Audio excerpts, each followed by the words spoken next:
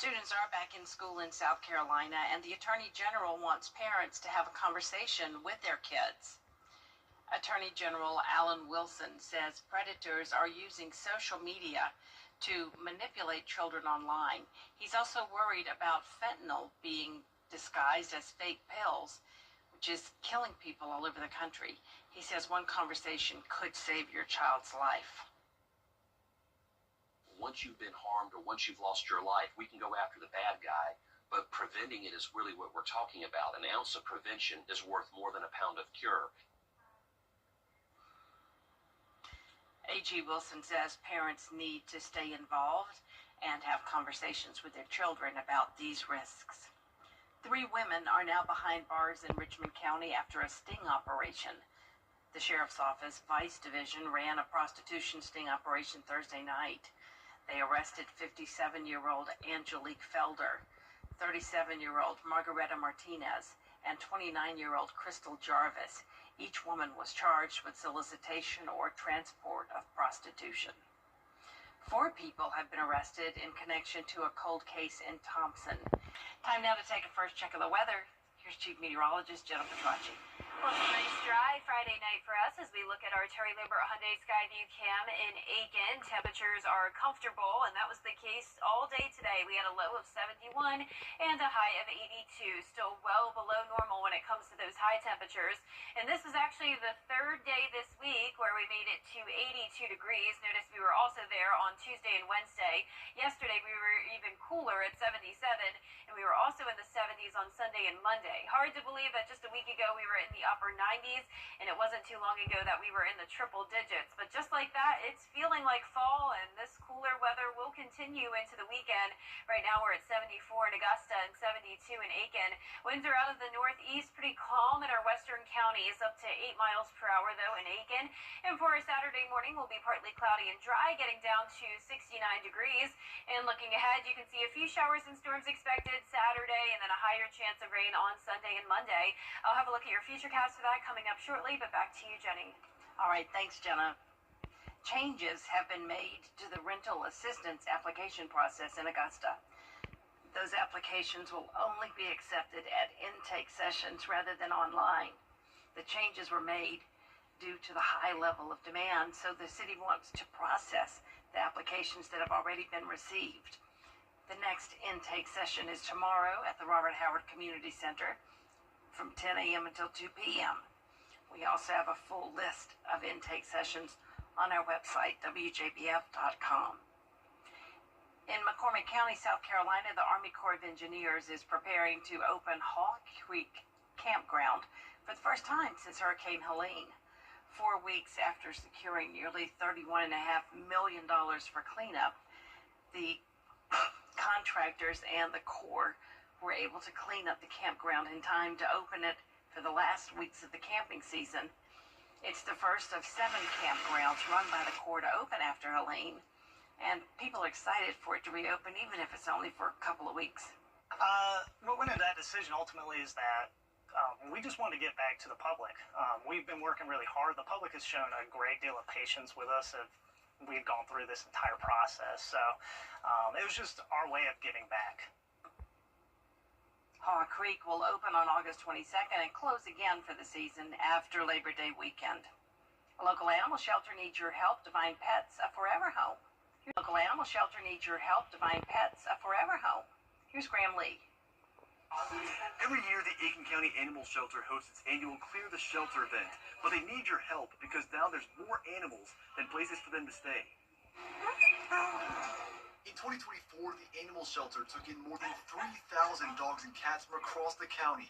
Those numbers continue to climb as the summer months are their highest intake time of the year. It is a non-stop stream of people coming and dropping off dogs, cats, kittens, and we are absolutely full. Many pets are coming to the shelter through animal control, but she also says they're seeing a lot more stray pets found by homeowners. Isn't he cute? And these guys, I mean, they're precious, and they have a really nice mom, and they were all just on their own. So, yeah, we're just kind of disheartened, I think, right now by what we're seeing in the community. That's why they want to get the word out about this annual event, offering free adoptions for cats and dogs as part of a nationwide effort. Sometimes people think we're doing something wrong by giving free animals away. But really what we're doing is calling attention to the need that nationwide the shelters are full. We need to get adopters. With kids back in school now, families may have concerns about the finances involved with adopting a pet. But program leaders say that's what sets the Aiken County Animal Shelter apart. If you get a dog anywhere else, you're looking at high expense of that cost, right, to get the animal fixed. It's hundreds of dollars right now. So anybody you adopt from us, they're already spayed and neutered, they're microchipped, they're vaccinated, they're ready to roll. So it really takes a huge expense off somebody who wants a pet to adopt from the animal shelter. The Clear the Shelter event is Saturday morning from 11 a.m. to 3 p.m. For more information on this event, you can head over to our website, WJBF.com. In Aiken, Graham Lee, WJBF, News 6. Coming up, Dancing with the Stars, a preview of tomorrow's fun event in Columbia County after the break. And the much cooler than normal temperatures will continue this weekend, along with chances of showers and storms. I'll have your full Vapor 6 forecast right after this break.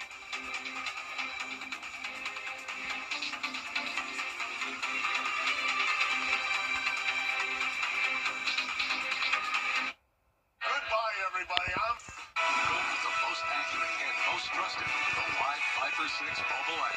Download it today. Be the first to know with the Live Viper 6 mobile app. The Live Viper 6 Skyview Network, sponsored by Terry Lambert Hyundai. Now, your most accurate forecast with WJBF Live Viper 6. Welcome back. I want to start out with a very special shout out to our weather kid of the week. This is Lily from Evans, and she's almost 7 years old. She was the sweetest. She did a great job pretending to be a meteorologist, and she came in dressed like a little Barbie. She had her Barbie shoes on and her pink dress, and she told me that not only does she love weather, but she loves fashion, so she would love to be a meteorologist so she can wear dresses every day to work, and with her outgoing personality, I think she would definitely shine in this career. So Lily, it was great to meet you along with your parents, Paige and Colby. Now, it's been a cool start to the month of August, as you all know. Now, this is combining our highs and our lows. We came in second place for the coolest first week of August on record, 75.4 degrees. Not far off at all from the coolest first week of August on record, 75.3 back in 1912. And if you're curious what that average temperature is for the entire month, it's 76.3. That was back in 1969, the coolest August on record for the entire month. So we'll continue to crunch those numbers for you as the month goes on, and we'll let you know if we end up beating any records. I definitely think there's a good chance we'll at least come in the top 5 for one of the coolest Augusts on record. So here on our Terry Lambert Hyundai Skyview cam, it's a nice quiet night. We're at 74 degrees, a northeast wind of 5 miles per hour, and around the area we're anywhere from 70 to 76 degrees. You can see here on satellite and radar that we have this stalled front to the south of us, scattered showers and storms off the coast and down in Florida. And we're going to continue to see another area of low pressure develop here in the Gulf. That's going to bring in a surge of moisture, leading to shower and storm chances over the weekend. And we are also watching some activity in the tropics. So just when we started to think it was quieting down, we have another area that just popped up very recently, and this is the one we've been watching all week long. It's now down to a 40% chance of development, and as this continues to move up towards the north, the chance of that becoming our next named storm, Erin, will continue to decrease. Now, this one, I think, will become our next named storm, Erin. It's currently just at a 20% chance of development, but a lot of models are indicating this becoming our next named storm. Now, what's still uncertain is exactly what path it will take. It's going to stay in the Atlantic, and we'll be monitoring that very closely for you late next week and into the early part of the following week, but nothing to worry about right now. For your Saturday forecast, upper 60s in the morning, mid 80s in the afternoon, giving it a 30% chance of rain and storms, up to a 60% chance on Sunday, pretty overcast and staying in the 80s. Here's our futurecast tomorrow at 8 a.m. A few sprinkles possible, but the majority of the rain won't come into the picture until the afternoon, and it will mostly be for our southern line counties. Now, once this front gets a little bit closer to the north, we will see some more widespread rain, some heavier downpours, and some rumbles of thunder on Sunday. Still not a washout, not expecting severe weather or flooding concerns, but definitely don't be surprised if we run into a little bit of rain. So here's a closer look tomorrow. You can see as we get into the afternoon, south of I-20 will be the best chance of seeing some of those pop-up showers and weak storms. Then it will be mostly dry to start our Sunday morning, but then as we go throughout the day, more showers and storms will start to pop up in the area along with some heavy downpours possible. Some places could get up to around 2 inches, but north of I-20 we really won't be seeing much rain at all. That 10-day forecast is showing the rain chances at the highest on Monday. Temperatures eventually getting to 90 degrees by the end of next week, and we'll continue to have daily chances of showers and storms. All right, Jenna, thanks so much. It's a chance to dance the night away, and a special event taking place tomorrow at the Columbia County Performing Arts Center. Dancing with the Stars is for people with special needs. Organizers say the idea is to give them a night of fun and celebration. It's for ages 16 and up. There'll be a DJ, refreshments, and shining lights. And you can wear anything: shorts, sandals, jeans, skirts, or wear a tuxedo or prom gown. Usually we do a lot of things for the younger kids that are more inclusive, so we wanted to try something for an age range we haven't done before. So we're trying it with the older teenagers and adults, see how it goes. Hopefully it goes really good, and then we can do some more of these events and look at some options that we have with the older adults. Once again, it's tomorrow from 5 to 8 p.m. at the Performing Arts Center.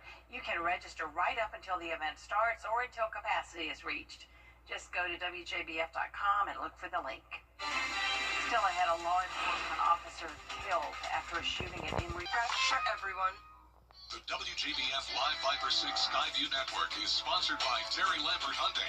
Low prices, big selection, and committed to quality customer service. Now, WJBF sports coverage you can count on. The GHSA high schools getting in their final week of scrimmage before the first week of the regular season begins. We're going to Columbia County first. The Grovetown Warriors hosting the Harlem Bulldogs. Grovetown looking to string some wins together this season under first-year head coach Dedrick Mayo.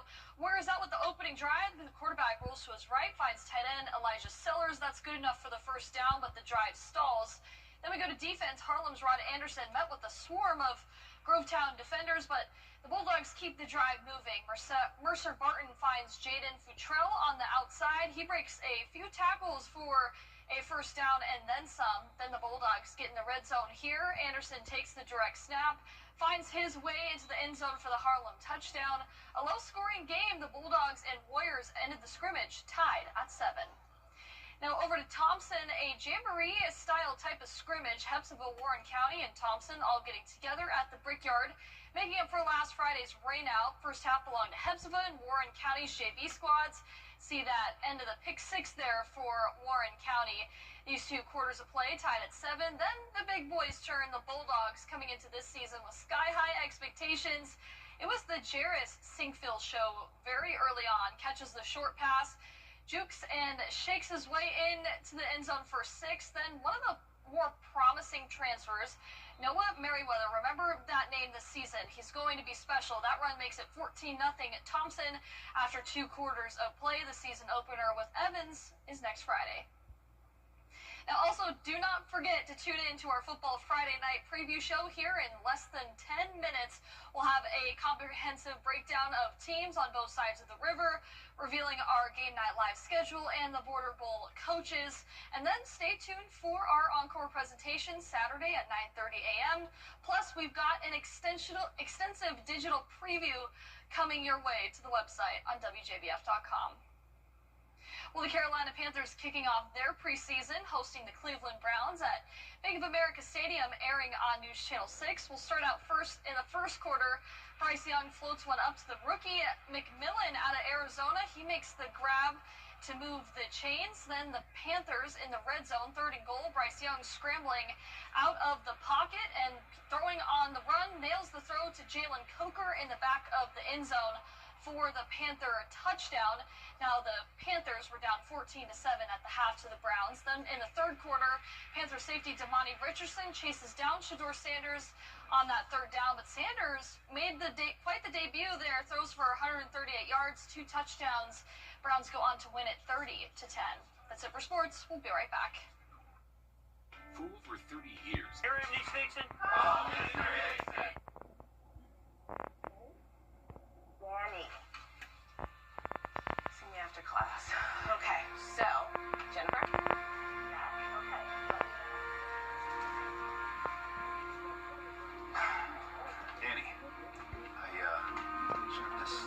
What are you talking about?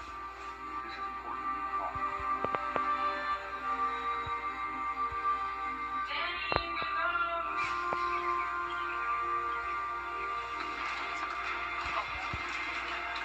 Danny! Lux.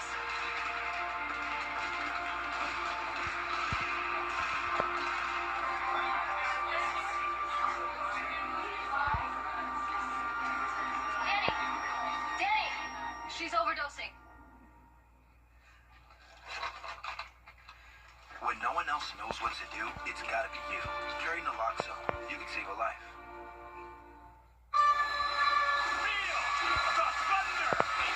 Saturday, August 9th.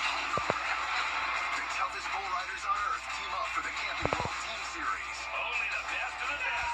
10 teams, 5 riders, 1 goal. To be legendary. Every ride counts for the superheroes of dirt. That is how you become a legend. The PDR Camping World Team Series. It all begins Saturday, August 9th on the CW. We will have some chances of rain this weekend, especially on Sunday. High temperatures will be in the low to mid 80s, and then we'll continue to see the 80s with cloud cover early next week, and then eventually we'll hit the 90-degree mark again. If you've ever dreamed of a life at sea, the Ocean Liner Odyssey is making it possible.